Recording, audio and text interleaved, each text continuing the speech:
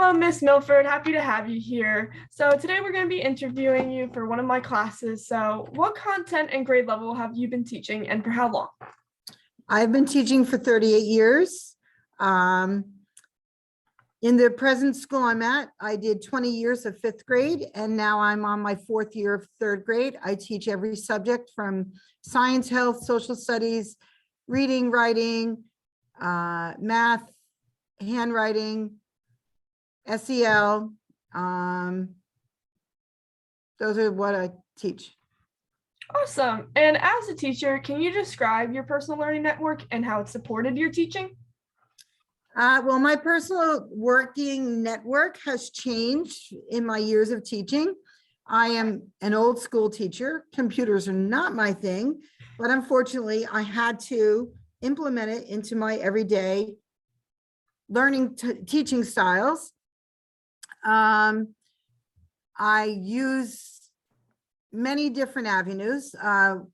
In our district, I teach in North Jersey, and we have clever.com, where we have all of the children in the entire district can go in any school and work in clever.com, their grade level, their assignments, and without a hitch. I also use YouTube. I use the read aloud stories in YouTube because we use the Journeys reading series. I use YouTube also for math skills. I use Kahoot.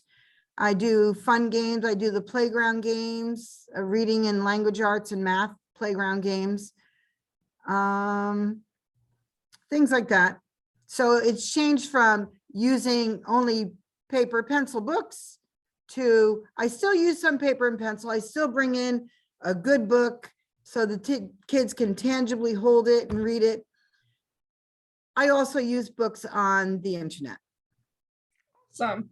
And what advice and recommendations would you give to a new teacher entering this field and what to include in their personal learning network?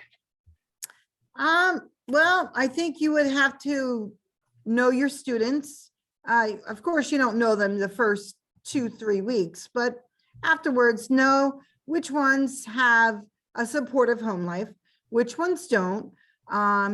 Because I found the ones that do not have a supportive home life are not going to be able to get their homework done because it's just not happening.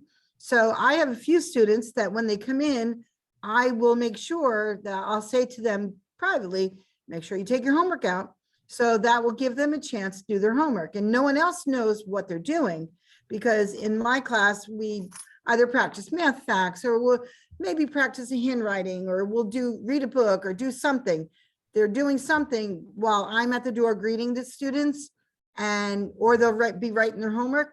So the students that are not getting the homework done are doing it in class and yet not being penalized because they don't have the support at home. So just to know your students and know their abilities and know how to bring them up to grade level. And then as the advanced ones, know how to give them enrichment. And then they can in turn share with the class things that they've learned.